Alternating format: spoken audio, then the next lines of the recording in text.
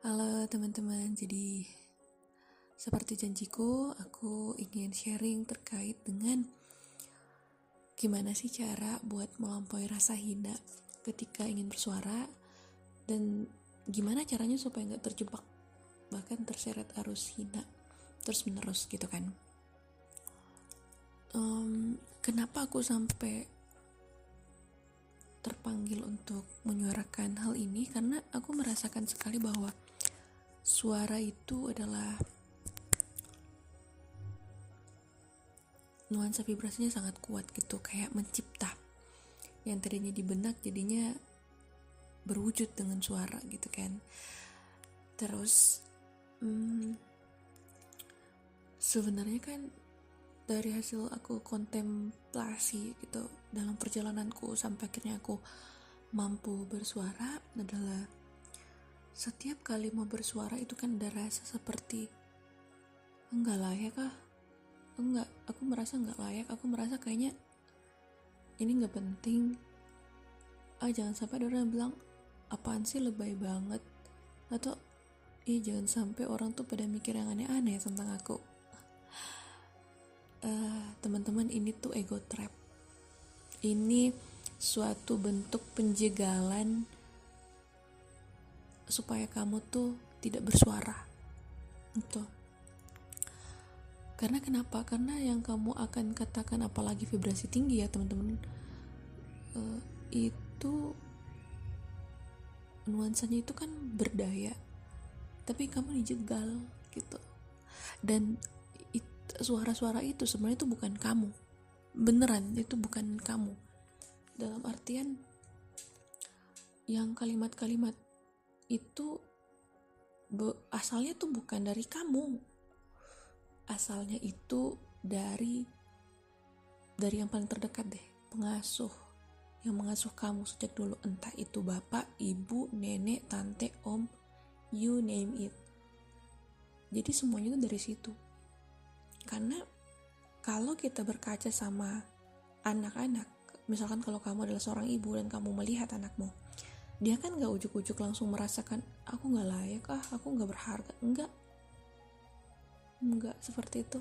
Fitrahnya dia suci, fitrahnya dia hadir, ya udah, dia melakukan apa yang dia suka, dia eksplorasi dengan segala rasa penasarannya, dia gak peduli itu nanti dikatakan apa sama bapak ibunya waktu dia masih kecil.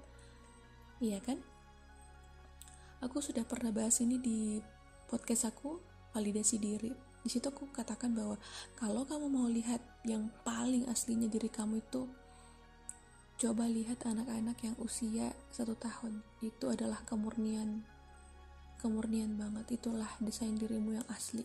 Tapi sudah tercemar karena banyak banget sorotan ketakutan orang, ketakutan pengasuh yang dilimpahkan ke kita. Ibaratnya kayak gini, mereka tuh punya sampah tapi dilempar ke kita gitu, dan kita meyakini bahwa ini berharga, aku simpan, padahal itu sampah. Jadi kayak menyambung dengan cerita-cerita biasanya Kak Maile ketika mengungkapkan di Energy Update, menggeret-geret sampah.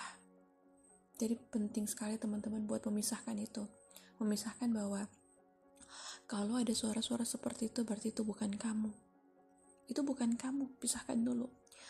Penting sekali, bahkan kalau bisa kamu tuh duduk, perhatikan apa yang pikiranmu ucapkan. Apakah itu benar?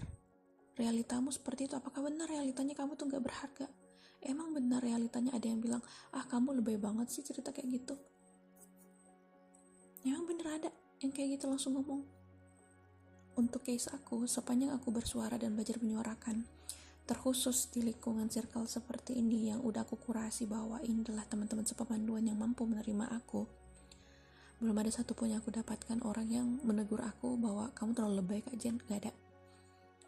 Kalau kasusnya ya, ada seseorang yang bilang kamu kayak gitu, maka dia itu sedang melemparkan sampah kepada kamu. Itu sampahnya dia, jangan dipercaya teman-teman. Itu hasil dari pola asuhnya, mungkin pengasuhnya dia ke dia, dan dia lempar lagi ke kamu. Kan dia gak nyaman melihat sinarannya kamu. Beneran, kamu bisa rasakan apa yang aku katakan ini apakah kebenaran atau bukan. Terasa pasti, karena aku mengerjakannya. Aku mengerjakan bener-bener berdarah-darah gitu. Aku merasakan sekali bahwa yang dikatakan bahwa apaan sih buat kayak gitu, unfaedah, nggak bermanfaat, ngapain kayak gitu, kotor-kotor aja, bikin-bikin kayak gituan, itu yang akhirnya menjadikan kamu yang semula itu berlian, cerah, berbinar, terus jadi tertanam lumpur. Itu teman-teman satu. Jadi kalau ada suara seperti itu merasa tidak layak, please duduk, jeda, tanyakan ke dirimu, apakah realitanya itu sedang terjadi, atau itu asumsi yang hanya sebatas di benakku? Kalau iya, dari mana asal muasal ini? Gali teman-teman, jangan abaikan pesan dari kalimat-kalimat yang hadir itu di kepalamu. Kenapa? Karena kalau kamu gak gali dan abaikan, kayak udah gak usah nanti orang bilang apa, ingat, itu akan keulang. Itu akan keulang. Akan keulang terus sampai kamu ada di titik duduk di situ, rasakan kalimat-kalimat bernada penghancuran itu. Tanyai dia, tanyai kalimat-kalimat itu. Ini aku? Apakah benar ini aku? Apakah ini yang Tuhan mau untuk aku pikirkan? Kalau kamu mampu melalui dan kamu mampu melampaui semua suara-suara itu, kamu tahu kebenaran kamu ya teman-teman, maka setiap apapun yang ingin kamu utarakan, suarakan, ceritakan, suara-suara ini akan terbungkam dengan sendirinya. Karena apa? Kamu sudah tahu kebenarannya. This shame is not yours. Ini aku temukan pada waktu aku keliling vibrasi hina entah untuk keberapa kalinya. Jesus said, this shame is not yours. Rasa hinamu itu bukan punya kamu. Bukan. This shame is from your ancestor. Ini semua dari para leluhurmu. So let it go. Let it go, teman-teman. Lepaskanlah. Jadi cara paling pertama adalah rasakan dulu. Jangan abaikan.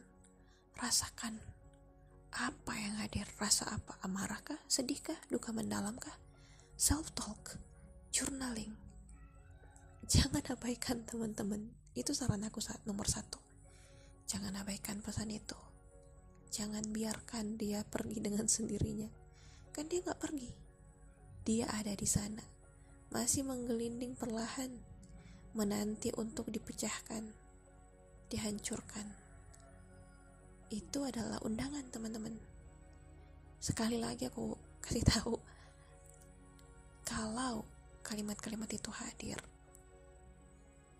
bernuansa aku gak layak bersuara, ceritaku gak layak untuk disuarakan, aku gak berharga, kayaknya aku gak sebagus orang lain, duduk di situ, tanyakan lagi berulang. Dan setelah kamu kerjakan, lihat dari mana asal muasalnya. Di masa kecil kamu, adakah momen yang mirip-mirip? Misalkan ada dulu pengasuh kamu yang mengatakan merendahkan kamu, oke, waktunya di-clearing atau dibersihkan bahwa itu bukan kamu. Simpanlah itu semua dan bawa dia ke lautan. Lepaskan. Kamu bisa menggunakan energi clearingnya Liana Shanti yang shame clearing, atau vibrasi hinanya Kak Maile. Itu sangat membantu. Tapi kalau di aku, in my case, itu vibrasi shame Liana Shanti sangat powerful. Karena aku membayangkan betul holder atau penyimpan segala rasa takut dan hina itu di sebuah kerang, tersimpan dan dialirkan ke lautan yang sangat luas untuk dikembalikan kepada Tuhan. Itu. Yang kedua adalah berhenti mengkonsumsi terlalu banyak vibrasi rendah. Ini sangat berpengaruh sih teman-teman. Jangan banyak baca komentar yang bernuansa victim. Biasanya yang begitu banyak banget di kolom section komentar media sosial, biasanya di Instagram, Facebook, YouTube, TikTok, apapun itu deh, pokoknya begitu. Perhatikan teman-teman, karena itu kamu konsumsi dalam bawah sadar. Jadi kalau kamu mulai naik ya vibrasi kamu, teman-teman, kamu bakal melihat betapa dunia ini chaos banget dengan nuansa vibrasi rendah. Bahkan ketika kamu pergi ke tengah kamu, itu kamu bisa rasakan nuansa vibrasi rendahnya. Karena kayak merasa ketidaklayakan untuk mendapatkan hal yang berlimpah di dunia ini gitu. Nuansa bahwa aku layak untuk bersuara, aku layak menampil, itu jarang banget gitu. Dan itu yang perlu dilakukan. Usahakan jangan mengkonsumsi semua hal yang bernada rendah. Ataupun kalau ada teman-teman kamu yang mau curhat, jangan terima, mohon maaf, cukup sampai di sini. Selanjutnya juga adalah perbanyak asupan kata-kata bervibrasi tinggi dan energi-energi orang yang bervibrasi tinggi. Di aku biasanya selalu lihat postingannya Liana Shanti, postingannya Kak Galea, postingannya Kak Maile. Itu aja sih sebenarnya, karena kalau menurut aku tuh orang lain tuh belum aku dapatkan mindsetnya yang enggak selaras gitu. Aku biasa juga mencari lagu-lagu yang bertipe lifting up gitu. Sama yang selanjutnya itu udah 3 poin. Nah, pertama itu ya, kamu duduk dengan rasa dan isi benak yang pikiran destruktif itu kamu gali, kamu bedah. Yang kedua, hindari mengkonsumsi vibrasi rendah dalam segala aspek. Yang ketiga, konsumsi asupan vibrasi tinggi, pemikiran-pemikiran gitu, asupan apapun itu yang kamu rasakan sangat selaras. Yang keempat itu adalah hitung pencapaian kamu sekecil apapun. Yang aku maksud sekecil apapun adalah apapun, kayak wah hebat banget ya aku hari ini, aku tidak ke-trigger hanya gara-gara anakku sudah tantrum banget, itu hitung. Atau wow hebat banget ya aku tidak berkeras diri, hitung itu. Wow hebat banget ya aku hari ini aku bisa menulis di status walaupun hanya satu aja, gak apa-apa, hitung. Oh iya teman-teman, jangan mengecilkan dirimu, jangan bilang suaraku jelek, jangan sekali-kali. Karena itu kamu sedang manifestasi menjadi nyata, teman-teman. Katakanlah kata-kata indah dan berbunga pada dirimu. Misalkan, wow suaraku indah gitu. Enggak, kamu gak faking, suaramu memang indah. Iya suaramu indah, iya beneran suaramu indah teman-teman. Gini teman-teman, aku sering dengar Liana Shanti ngomong begini, universe itu gak bisa dibohongi, atau Tuhan gak bisa dibohongi, frekuensi gak bisa dibohongi. Kalau kamu faking, itu yang dibaca frekuensi di sekitar kamu gitu. Gitu. Manifestasi, jadi bilang ya suaraku indah dan aku layak bersuara, itu akan lifting up ketika kamu bersuara. Kayak nadanya langsung tune up, nadanya tuh naik, bukan nada yang kayak gini ya teman-teman. Kamu bisa merasakan suaraku ini nuansanya kayak sparkling, atau kayak nuansa bicara senyum, ya kan? Tapi kalau kayak aku kayak gini, aku contohkan. Terus tadi tuh aku bingung, aku nggak tahu harus gimana, tapi aku bahagia. Kelihatan kan? Kelihatan tuh warna suaranya. Katakanlah pada dirimu bahwa suaraku baik, suaraku bagus, dan suaraku menakjubkan. Setiap kali aku bersuara, aku adalah magnet. Iya, yakinin aja, yakinin teman-teman. Teman-teman, siapa yang mau yakinin kalau bukan dari diri kamu sendiri yang mulai? Iya kan?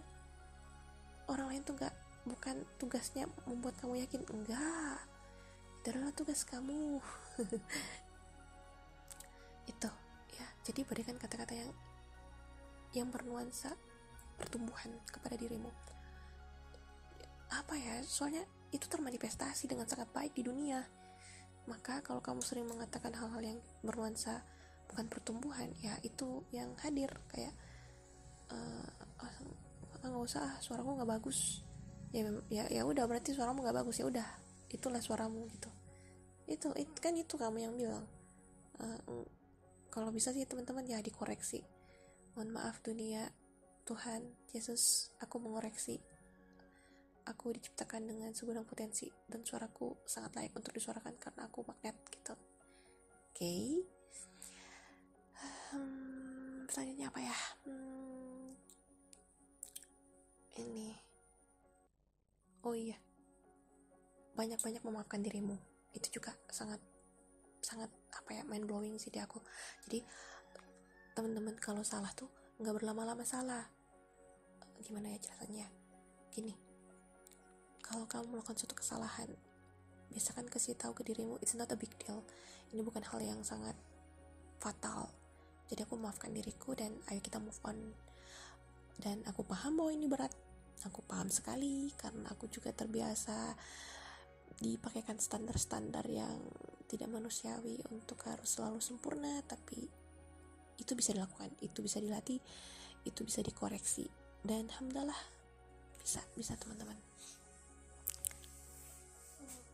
bisa dilakukan. Karena gini ya,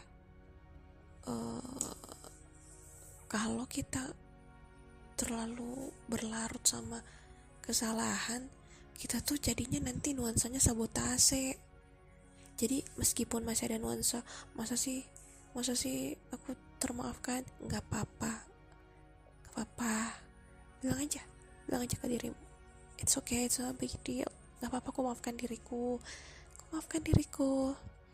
nggak apa-apa, dipuk-puk, dipeluk, di butterfly hug. It feels like a child gitu, kamu dengan dirimu, karena kamu lagi reparent. Jadi kamu jadi orang tua untuk diri kamu sendiri gitu. Jadi see yourself as a child yang lagi belajar, karena kita lagi ngulang masa anak-anak. Oke. Selanjutnya apa ya?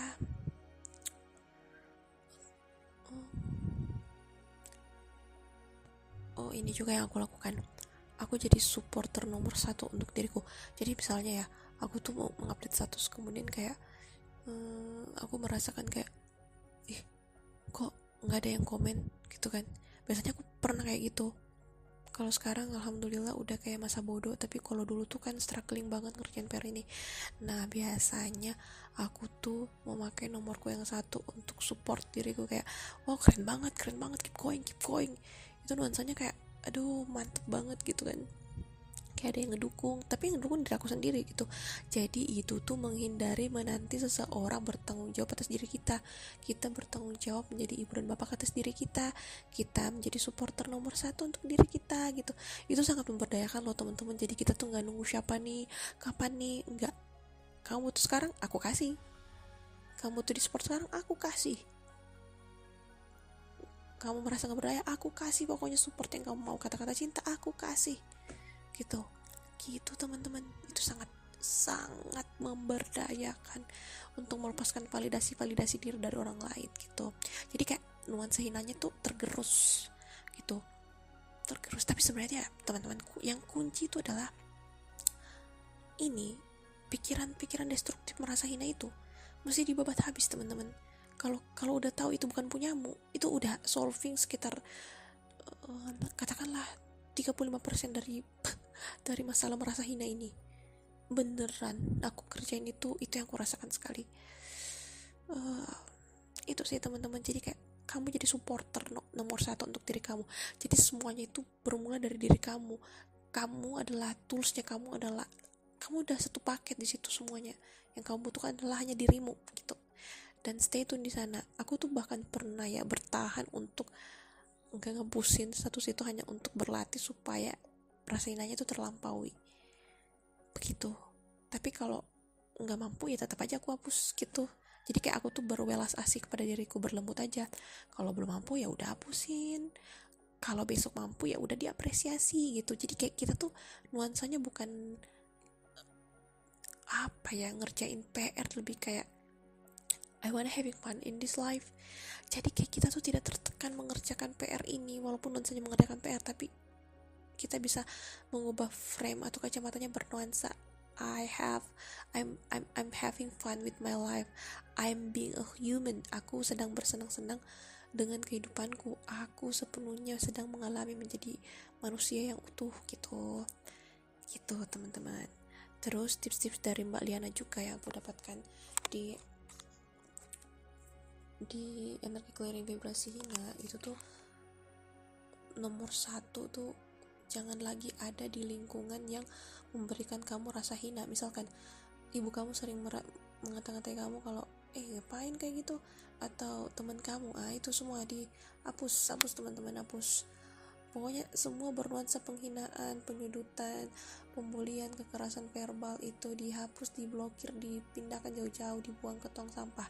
Seperti itu teman-teman. Kenapa? Karena itu mengisap energi-energi kebaikan dalam dirimu. Kamu gak bisa sampai-sampai untuk menuju ke sana, karena kayak disuntikin lagi merasa hina. Gini, kamu udah bersih-bersih, tapi disuntik lagi rasa hina. Gak capek apa? Kerjanya berulang-ulang, pasti capek. Itu teman-teman. Yang kedua, itu hitung pencapaian kamu sekecil apapun. Kamu pasti bisa mendefinisikan sekecil apapun itu. Kamu bangun pagi hari berdoa, ya udah itu sangat-sangat cukup gitu. Gak perlu yang sampai aku belum, gak apa-apa banget, tetaplah bersuara gitu. Maksudnya karena kita terus melepaskan standar yang bikin kita tuh tergerus banget, sampai nuansanya tuh kayak aku gak lagi hidup.